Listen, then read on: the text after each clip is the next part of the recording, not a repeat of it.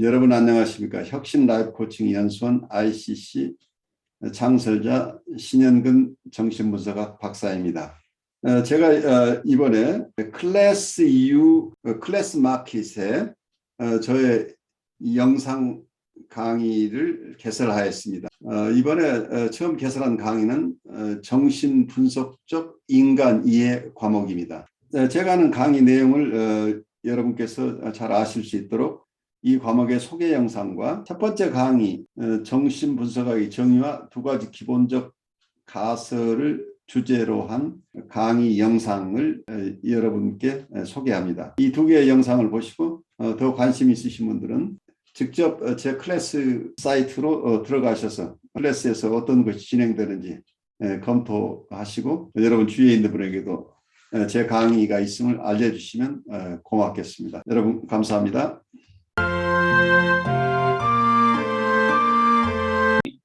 지형학에서 구조론으로 1923년 프로이트는 다양한 임상 경험들을 분류하는 혁신적인 기본 범주를 도입했다.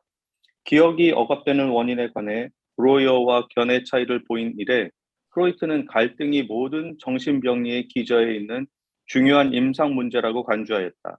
그가 마음에 관해 자주 사용한 비유들과 분석 과정은 군사적인 것이었다. 마음 한편이 다른 한편과 싸우고 있으며 이 감추어진 기저의 투쟁으로 인해 생겨난 비록 위장되었으나 직접적인 결과가 증상이라는 것이다. 프로이트는 정신에 관한 이론적 모델을 세움으로써 분석 치료의 핵심이 되는 환자의 갈등을 그려내려고 했다. 1920년 초에 이르러 수용할 수 없는 억압된 소원들과 충동들과 기억들의 창고인 무의식, 또 수용할 수 있는 소원들과 충동과 기억을 담고 있는 의식, 그리고 그 둘 사이에 있는 전의식이라는 지형학적인 모델은 심리적 갈등을 설명해 주기에 불충분한 것으로 판명되었다. 임상 경험이 증가하고 개념이 정교해지면서 프로이트는 무의식적 소원들과 충동들이 의식, 전의식과 갈등하는 것이 아니라 방어들과 갈등하고 있다는 사실을 밝혀낸다. 그는 이러한 방어들은 의식할 수 없으며 의식에 수용되지 않는다고 주장했다. 만일 내가 무언가를 알지 못하도록 차단하고 있다는 것을 안다면 나는 그 알지 못하는 것이 무엇인지를 알고 있는 것이다. 프로이트의 환자들은 자신의 비밀을 알지 못했을 뿐 아니라 자신이 비밀을 지녔다는 것조차도 알지 못했다. 따라서 충동들과 소원들뿐만 아니라 방어 자체도 무의식적인 셈이다. 프로이트는 무의식에서 또 다른 것들, 즉 죄책감과 금지들, 자기 처벌들을 발견하였다. 예를 들면 아버지에 대한 글로리아의 피학적인 소원들은 자기 비난의 감각과 연결되어 있다. 그녀는 공상 속의 학대자들에게 자신을 맡겼고 처벌받는 것을 당연하게 여겼다. 그녀의 무의식에는 금지된 소원들만 있는 것이 아니라 그것들에 대항하는 방어들과 자기 고발도 처벌들도 자기 고발과 처벌들도 존재했다. 무의식에 대한 프로이트의 초기의 개념이 점차 복잡해짐에 따라 흥미로운 것들, 정신 역동적 갈등을 일으키는 모든 것들이 제자리를 찾아갔다. 프로이트가 정신 내의 기본적인 갈등이 의식과 무의식 간의 갈등이 아니라 무의식 자체 안의 갈등임을 인지하기 시작하자 마음의 주요 구성 요소를 설명하기 위해 새로운 모델이 필요하게 되었다. 그런 맥락에서 구조적 모델이 등장했다. 구조적 모델은 무의식 안에 자기를 구성하는 요소들을 배치한다. 구조 모델의 중요한 요소는 원본능과 자아, 그리고 초자아이다. 이들은 지형학적인 영역들이 나타내는 것이 아니라 세 개의 다른 대리자로서 활동한다. 즉, 원본능은 원시적이고 구조화되지 않은 충동적인 에너지들이 들끓는 흥분의 도가니이며 자아는 원본능의 충동들을 통제하려는 규제 기능들의 집단이다. 초자아는 대체로 내면화된 부모상들로 조직된 도덕적 가치들과 자기 비판적인 태도들의 집합이다. 프로이트는 당대에 유행하던 다윈식의 비유를 즐겨 사용했다. 그는 인류가 완전하게 진화하지 못했다고 생각했다. 따라서 인류는 야수 같은 동기들과 문명화된 행위와 태도들 사이에서 동물적 본능과 문화적 열망 사이에서 분열될 수밖에 없는 존재라고 보았다. 프로이트는 사회와 가정에는 필연적으로 자기 고립과 자기 기만이 따른다고 생각했다. 인간에 대한 그의 견해는 그 당시 동물과 동물 심리학에 근거한 동물에 대한 견해와 비슷했다. 인간은 단순하고 탐욕스럽게 쾌락을 추구하도록 결정되어 있다는 것이다. 그러므로 타인에게나 자기 자신에게 용납받을 만한 존재가 되려면 이러한 순전히 쾌락주의적인 동기들을 감추어야 한다. 프로이트는 타인들의 세계에서 안전을 유지하기 위하여 자아가 초자아의 내면화된 부모상의 도움을 받아 원본능 안에 동물 같은 충동들을 억압하고 규제한다고 주장한다. 그래서 마음은 비밀들과 인정받지 못한 성적, 공격적 충동들이 가득 찬 자기 자신조차 알 수 없는 것이 되어버린다. 프로이트는 신경증 증상을 만들어내는 비밀 코드를 억압되었다가 되돌아온 충동들의 압력으로 해독했다. 좋아요. 여기서 어떤 굉장히 압축되어 있는 내용들이 여기 얘기되고 있죠. 프로이드가 초기에는 어떤 무의식과 의식을 나눌 때 무의식의 세계를 상당히 무의식 자체에 일정한 법칙성이 있다고 봤어요. 그게 상당히 질서정연한 무의식을 생각을 한 거죠. 거기서 우리가 꿈에서 꿈이 어떻게 형성되는가를 설명할 때도 거기서는 어떤 컨덴세이션이라는 개념 사용하고 있어요. 응축이나 그리고 디스플레이스먼트가 일어나고 그리고 거기에서는 1차적인 사고방식이 작용하고 거기서 꿈을 만들어낼 때는 어떤 극화가 일어나고 2차적인 개작이 일어나고 이렇게 무의식의 세계를 설명하는 것이 상당히 의식의 세계를 지배하는 2차 과정 사고 세컨더리 프로세스 띵킹이 작용하는데 1차 과정은 프라이머리 프로세스 띵킹 1차 과정 사고가 무의식의 세계에는 적용된다. 그래서 나름대로 2차 과정과는 다르지만 1차 과정 사고가 있다고 보고 그래서 그러한 법칙이 있기 때문에 꿈을 해석을 할 때도 이 무의식을 잘 해석해낼 수 있는 방법이 있다고 생각을 했었던 거죠. 그런데 후기에 들어서는 이 무의식의 세계가 그렇게 단순하지 않다고 생각을 하게 된 거죠. 다시 거기에 원본능만 있는 게 아니고 원본능은 원시적이고 구조화되지 않은 충동적인 에너지들이 뒤끓는 흥분의 도가니. 그러니까 엑사이트먼트 어떤 흥분이나 자극의 도가니라고 하는 그래서 펄펄 끓고 있는 충동적인 에너지들이 거기에 펄펄 끓고 있는 이런 가마솥 같은 이런 모습으로 묘사를 하고 있는 것 자체가 어떤 질서정연한 무의식의 세계라고 하고는 조금 다르죠.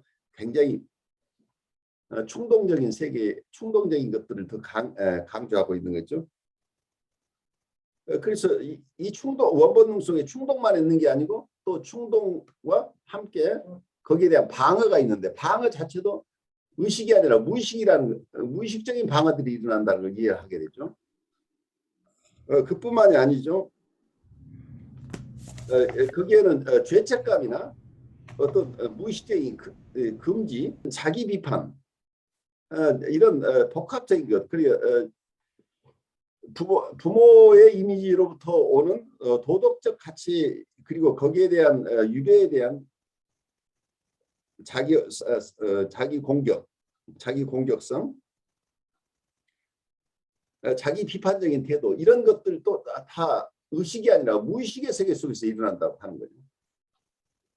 자기 공격 자체도 무의식 속에서 일어나는데 이게 무의식의 세계 자체가 아주 무의식의 세계가 조금 단순하게 아니면 합리적인 의식의 세계와는 다르긴 하지만 무의식 나름대로 잘 이해할 수 있도록 정돈된 무의식의 세계라기보다는 거기에서는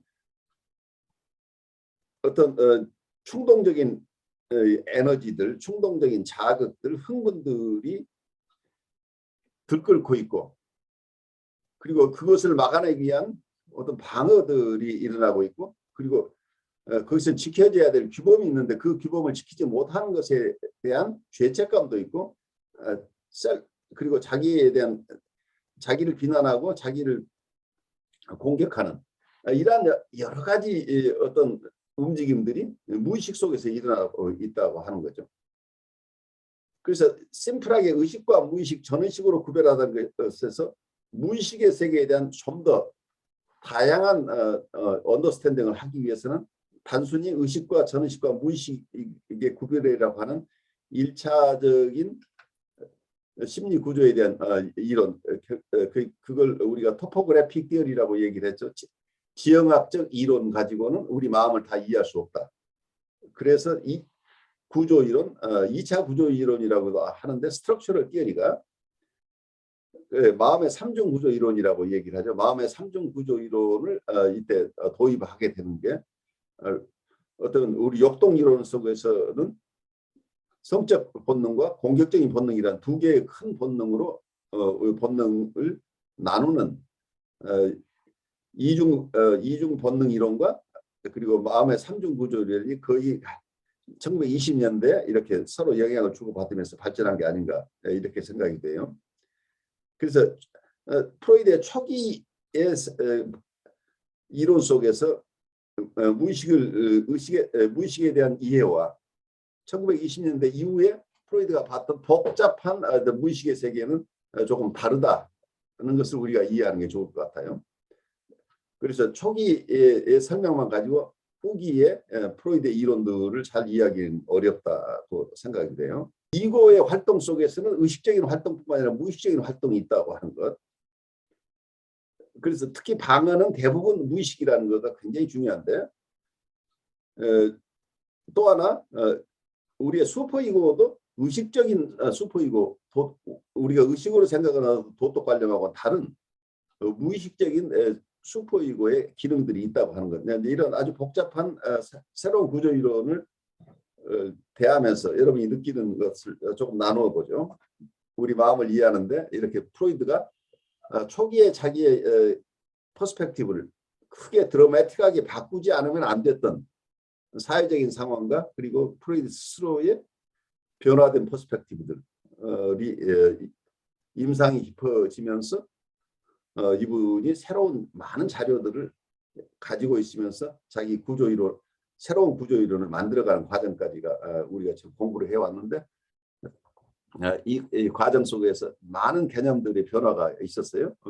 그리고 그 개념들의 변화는 후학들에게 굉장히 큰 영향을 미쳤고 프로이드의 초기 이론을 가지고 계속해서 발전시킨 어떤 학자나 학파들이 있는가 하면 프로이드의 후기 이론 중심으로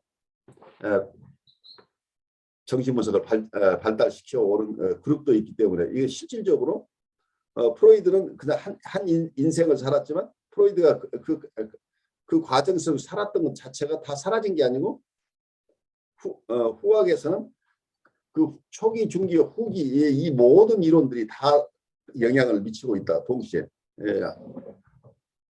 그래서 후기 이론만 중요한 게 아니고 어떤 학파에서는 프로이드의 초기 이론 중심으로 굉장히 더 발달시킨 이런 이론도 있기 때문에 심플하지가 않아요. 그냥 우리가 후기 이론만 알아야 되는 것은 아니겠죠. 제가 프로이트를 이렇게 공부하면서 저 자신에 대해서 되게 많이 이해하게 된 것이 가장 큰 소득인데 오늘 이렇게 설명을 듣다 보니까 좀 더 정리되는 게 마음에 그냥 무의식이 있다는 것만 아는 것만 해도 사실은 큰 발견이었던 것 같은데요. 그리고 내 안에 어떤 무의식이 있는가 이를 보는 것만 해도 큰 통찰이 되는데 또 그 무의식이 일관성 있게 뭔가 한다기보다 그 안에서 무의식적인 또 갈등이 있다는 게 그리고 갈등의 주체들이 또 구조적으로 구분했다는 것은 요즘도 제 자신을 이렇게 보면 내 안에서 어떤 갈등을 하고 있는가 아는 거와 또 그 갈등하는 주체를 명료하게 아는 것이 그렇게 쉽지가 않더라고요. 그래서 그런 부분들을 근데 이렇게 접근할 수 있게 뭔가 그 이론이라 그럴까? 어떤 모델을 이렇게 세워놓았다는 것에 대해서 다시 한번 프로이드에 대해서 좀 큰 공헌을 했다라는 점이 이렇게 느껴집니다. 아주 좋은 어떤 퍼스펙티브를 알려주신 거죠. 그러니까 말하자면은 초기의 이론도 현미경으로 우리 마음을 들여다보는 현미경이라고 한다면 아주 초기에 현미경이 있었어요. 근데 나중에 전자현미경으로 바뀌는 거죠. 광학 현미경으로 바뀌고 그래서 좀 더 정교한 현미경이 나왔지만 어떤 분은 초기 현미경 가지고도 웬만한 것은 다 찾아낼 수 있는데 좀 더 디테일하게 더 잘 보려면 후기에 발달한 현미경이 필요한 거죠. 그 정교한 현미경이 계속 만들어져 나간다 이렇게 생각하면 이거 다가 중요한 어떤 유산이라고 볼 수 있겠죠. 그 어느 부분에 한계가 있다는 것을 인정하면서 그 현미경만 가지고 사용하시는 분도 있지만 또 좀 더 정교하게 보는 분들은 그 현미경으로 볼 수 없는 부분까지 보기 위해서는 다른 현미경이 필요하다. 그래서 이론이라고 하는 게 여러 가지 우리의 툴이라고 봐야죠. 인간의 마음을 이해하는 툴인데 과거에는 이런 지금 모델이라고 말씀하신 어떤 모델리티나 어떤 모델이 없으면 들여다보는 방법이 없었던 거죠. 들여다보는 방법이 없었는데 이런 인간의 마음에 대한 모델이 드러나면서 그 모델을 통해서 인간을 바라볼 수 있게 되기 때문에 탐구하는 길이 열렸다는 거죠. 그 이전까지는 들여다볼 수 없는 영역을 들여다볼 수 있는 도구 혹은 어떤 그런 기구가 심리 내적인 상황을 관찰할 수 있는 기구, 모델이 탄생했다고 하는 것은 굉장히 중요하죠. 그 도움을 받아서 많은 사람들이 그 이전까지는 들여다볼 수 없는 것을 들여다볼 수 있게 되는 거죠. 우리가 어느 산에 올라가면 요즘도 동전 하나 넣고 멀리 있는 곳을 바라보는 이런 망원경이 있죠.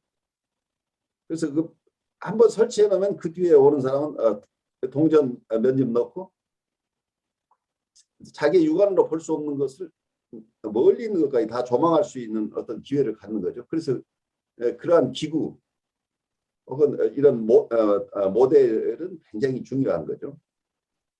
네, 저는 이 프로이트의 이런 그 연구와 그다음에 이런 것들 자체도 대단하지만 저는 그런 생각을 했습니다. 지금 프로이트가 활동하고 연구를 하고 막 이렇게 했던 시대가 1900년대, 뭐 1920년대 세계 1차 대전 이전 뭐 이때부터 해서 뭐 이렇게 되는데 그때만 해도 뭐 억압, 뭐 공격성 뭐 이런 것들을 이렇게 공론화시키고 어떻게 연구 주제가 되고 논의가 된다라는 게 가능했을까? 특히 이제 뭐 성적 욕동이라든가 특히 여성에 대한 뭐 그런 것들을 언급하는 것 자체가 되게 힘든 사회적 분위기였을 것 같거든요.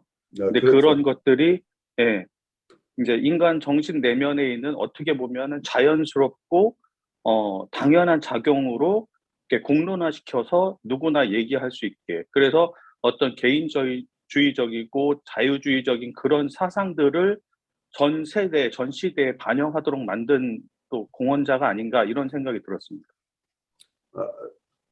저도 굉장히 동의하는 내용이에요. 그 당시까지는 아무도 언급하기 어려웠던 것을 어떤 공론의 장으로 끌어오는데 큰 모험을 하신 거죠. 저는 이제 공격성에 대해서 한번 생각을 해보면은요. 이 공격성을 프로이트가 이제 공격성과 그 리비도하고 두 가지를 이제 본능의 두 어떤 에너지로 지금 보고 있는데 그냥 하나의 그 리비도와 그 공격성이다 이렇게 본능으로 볼 것인지 아니면은 지금 이야기하고 있는 대로 갈등에 의해서 생겨나는 에너지인지 이제 그런 것도 한번 생각을 해보게 되거든요. 이 공격성 자체가 본능적인 어떤 에너지일 수도 있겠지만은 한편으로 보면은 그 어떤 말하자면은 그 무의식 속에서 생기는 어떤 갈등들에 의해서 생겨버리는 또 하나의 파생물이 아닌가 하는 거기 따르는 것이 바로 공격성이 아닌가 하는 이제 그런 생각도 들더라고요. 예, 그렇죠. 예, 어떤 그 어쩌면 이제 우리가 무엇을 얻고자 하는 것을 성적 본능이라고 하는 것을 빼면 그냥 우리의 성적이라는 것을 빼고 하나의 우리가 쾌락을 추구하는 마음이 있다 하는 것을 하나의 본능으로 만약에 친다면 그 이러한 쾌락 추구의 본능이 좌절됐을 때 일어나는 것이 공격 본능이다. 또 이렇게 얘기를 할 수도 있겠죠. 그래서 어쩌면 그 이론의 틀이 프로이드 자체도 리비도 티어리 혹은 인스팅트 티어리를 정비하는 과정 속에서 굉장히 자기가 세운 이론을 계속 부정하고 또 새로운 이론 만들고 그 과정 속에 자객적인 일, 나르시시즘에 대한 이론 이런 것들이 중간에 굉장히 복잡하게 발달되어 와요. 그러다가 최종적으로 정리한 게 이 두 개의 본능 이론으로 왔는데 그 이전 단계에서는 항상 이분은 성적 본능 하나는 두고 거기에 대치되는 것이 무엇이냐, 자기 보존 본능이냐, 공격성이냐, 여기서 자꾸 자기 말하자면 성적 본능 하나는 불변의 것이고 그 이외에 항상 이원론적으로 그와 다른 어떤 것을 꼭 이론화했다고 하는 거죠. 항상 이원론으로 이렇게 하는데 마지막 이원론이 말하자면 성적 본능과 공격 본능이라고 이렇게 혹은 다른 용어로 죽음 본능과 삶의 본능이라고 하는 이런 이론으로 마지막에 마무리 지었지만 이분 안에는 이제 그런 이론들이 계속 있었고 또 하나 지금 강 목사님 말씀하신 대로 마음의 갈등 이론을 계속 가지고 있었죠. 그래서 갈등이 있어서 우리는 이걸 이론화하는 과정에서 여러 모습으로 시도를 한 거죠. 프로이드가 우리 마음 안에 있는 동물적인 부분과 조금 더 이 사회를 만들어낼 만한 귀한 어떤 우리의 탤런트가 있다고 본다면 그 탤런트들은 어떤 우리의 이성이라고 보고 또 하나는 도덕성이라고 본 거죠. 그래서 이성과 도덕성을 가졌기 때문에 우리는 동물과 다르다. 하지만 우리는 동물적인 욕동으로서 벗어날 수 없다 하는 이런 기본 개념을 이론화하는 과정 속에서 성적 본능과 자기보존 본능이라는 이론으로부터 출발해서 나중에는 성적 본능과 공격적인 본능이다. 이렇게 그 과정 속에서는 또 다른 여러 가지 복합적인 이론들이 있어요. 그래서 끊임없이 자기 이론을 만들고 그 만든 이론으로 적합하지 않으면 또 다른 이론을 세우고 하면서 발전되어 온 게 어떤 프로이드의 리비도 티어리고 혹은 역동 이론이에요. 전체적인 역동 이론이죠. 그래서 역동을 하나로 보지 않고 꼭 둘로 봤던 이런 전통이 대부분 프로이드는 이원론으로 봤다. 어떤 서구의 사고방식에 이원론적인 부분이 그대로 반영된 게 아닌가 싶어요. 서구에서는 모든 것을 항상 이원론적으로 바라보는 이런 패턴이 과거부터 있어 온 거죠. 그래서 이런 인간을 보는 퍼스펙티브 때문에 우리의 동물적인 부분과 문명인으로서의 인간적인 부분이 우리 안에 공존하고 있다고 한다면 이건 근원적으로 갈등이 생길 수밖에 없게 되는 거죠. 프로이드의 정신분석 이론은 갈등 이론인 거죠. 그래서 결국 이 갈등 속에서 우리 마음이 어떻게 거기에 적응해내느냐, 어떤 방식으로 적응해내고 어떻게 적응하는 것이 적절한 적응이고 어떤 것은 부적응이라고 본다면 프로이드식으로 본다면 이러한 갈등 해소의 부적응이 말하자면 심적인 어려움이다. 정신병이다. 이렇게 볼 수 있겠죠. 그 비중은 조금 다르죠. 처음에는 억압을 풀어내는 방식, 갈등 속에 있는데 이 갈등이 조금 더 자유주의적인 어떤 조금 더 낙관적인 견해를 가지고 있었죠. 억압을 풀어내면 사람이 행복해진다. 그러면 자기의 역동 충족이 일어나면서 자기의 쾌락이 만족된다고 하는 쪽에서 억압을 해체하는 이런 이론들 중심이었다고 한다면 초기 이론, 후기에 와서는 사회 구조를 파괴하지 않는 범위 내에서 사회 문명을 유지하고 문명을 공격하지 않는 범위 내에서 자기 만족을 취해야 된다고 하는 이런 쪽으로 좀 더 보수화된 이론이 들어온 거죠. 그래서 프로이드의 초기 이론은 어떠면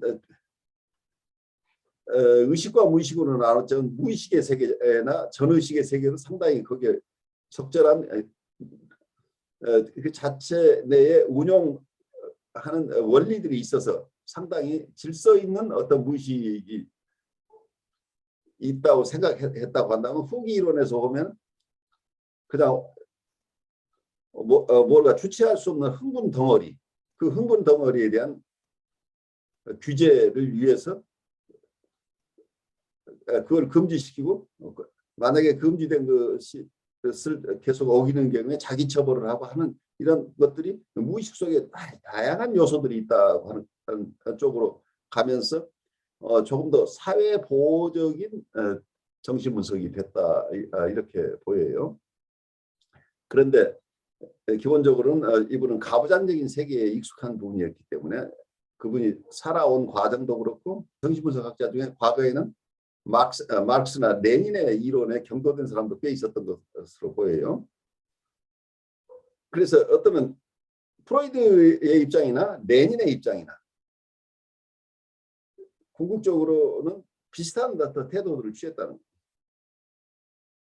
프로이드도 정신분석을 발달시키면서 거기에 시큐리티 커미티 같은 게 있어서 정신분석을 지켜내는데 만약에 이단이 발생하는 경우에 그 이단을 제재하는 어떤 위원회 같은 것을 구성해서 정신분석 발달 과정에서 운영해 왔다고 하는 거거나 레닌이 정권 혁명을 하면서 비밀 경찰을 통해서 사회를 규율했던 거나 기본적으로는 사회 보전이라고 하는 이런 측면에 더 비중을 두고 가부장적인 질서를 강요했던 이런 것들은 그 사회에 살았던 사람들의 비슷한 경향을 보여주고 있지 않느냐 하는 생각이 들어요. 그래서 민주적인 사회에 적합하지 않은 어떤 사고방식으로 사회를 이해했던 이제 이런 이론들이 나왔는데 그 이론은 죽은 게 아니고 지금도 가부장적인 사고를 가진 사람들이 통치하는 어떤 정치 집단이 있다고 한다면 그대로 적용되는 거죠.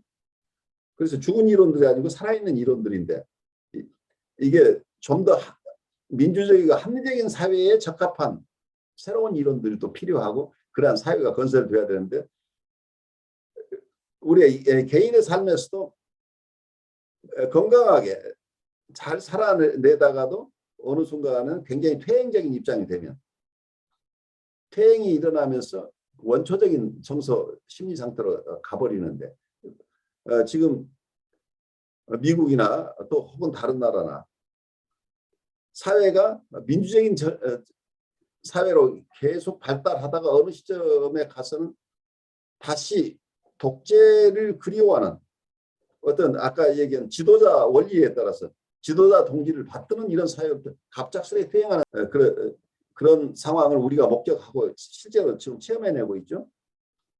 그래서 고도로 민주화되면 이제 과거의 비민주적인 사회에는 우리가 넘어섰다고 생각하는데 사회가 불안이 증가하고 불만이 팽배하면 다시 원초적인 그리고 가장 비민주적인 권위적인 사회로 갑자기 퇴행하는 거란 거죠. 이런 일들이 개인적인 심리뿐만이 아니라 군중 심리 속에 이게 굉장히 팽배하기 때문에 이 부분에 대한 언더스탠딩이 굉장히 필요한 상황. 교수님 한편으로 생각하면은 이게 본능 이론이라는 게 이게 공격성이나 리비도가 단순하게 무의식에만 있는 그 에너지가 아니라 어떻게 보면 의식에도 나타나고 있는데 당연하죠. 그 의식 안에 공격성이 아주 팽배한 사람도 얼마나 있는 거죠. 근데 그 무의식이라고 이제 프로이트가 이야기하지만 어떻게 보면은 의식적인 것들을 면피한 어떤 피난처처럼 만들어 놓은 것도 무의식이 될 수 있다는 생각이 들거든요. 그 뭐 한국에서 예를 들어서 뭐 술 먹고 의식이 되지 않은 상황에서 사고가 났다 이러면은 좀 뭐랄까 처벌 수준이 낮아지고 이런 것들이 보면서 이게 인간이 가지고 있는 그 어떻게 보면은 뭐 경우에 따라서 통제할 수도 있는 영역에 있는데도 불구하고 무의식이라는 개념을 가지고 있으니까 그쪽으로 다 넘겨버려 가지고 뭐 책임질 만하면 아 그 무의식의 일이다 이렇게 넘겨버리는 그런 생각도 좀 드네요. 그게 현실적으로 돈 잘 버는 변호사들이 쓰는 방법이잖아요. 그 판단 능력이 없다고 하면은 이 사람에게 책임을 물을 수 없다. 그래서 심리 상태가 교란된 상태에서 일어난 일이라고 하면 책임을 물을 수 없는 경우들이 일어나는 거죠. 어떤 행동을 했는지 모르지만 자기에게는 의식이 없었다고 주장하는 이런 변론법이 굉장히 유행하는 거죠. 그건 어떤 면에서는 설사 그게 의식적인 행동이었다고 하지만 자기는 의식한 바가 없다고 이렇게 우겨버리는 이런 방법이 있는 거죠. 악용하는 사례들도 있는 거죠. 저는 그 교수님 좀 전에도 말씀하셨고 제가 또 그 여기 뭐 보면서 연결되는 게 불안이라는 어떤 단어가 계속 이게 맞다고 연결되는 것 같은데요. 그 뭐 프로이드 초기나 이 지나가면서 그 시대 그 정신 자체가 대량 뭐 학살이나 대량 살살 이런 속에서 인간의 어떤 근본 기저가 흔들리는 시대의 어떤 상황 속에서 불안이라는 어떤 그 개념을 가지고 봤을 때 일단 그 불안이라는 그 자체가 시대의 모든 것들 속에서 이 불안이라는 요소가 배어있고 터전이 흔들리다 보니까 그러다 보면 어떤 이탈된 현상이라든지 행동이라든지 때로는 그 변태적인 행동이라든지 여러 가지 그 동물적인 본능이나 어떤 욕동들이 그게 강하게 인식되고 드러난다고 느껴지거든요. 예를 들었을 때 동물이 어떤 굉장히 극도로 극한에 몰려 있는 상황 속에서 드러나는 게 저는 봤을 때 어떤 생존 본능의 어떤 기능이 굉장히 극대화되는데 그게 종족 보존의 어떤 연결로 되고 그러다 보니까 사회 전반적인 어떤 불안이 기저가 자리 잡고 있을 때 금방 교수님 말씀하신 것처럼 퇴행적인 현상도 일어나고 퇴화되고 그러다 보니까 어떤 프로이드 입장에서는 그게 성적 욕동과 성적 어떤 본능의 기저로서 사회 전반에 억압되어 있는 부분들이 그걸 통해서 돌출하려고 하는 어떤 그런 부분들도 한편으로는 또 강하지 않았을까라는 또 생각이 되어지거든요. 네.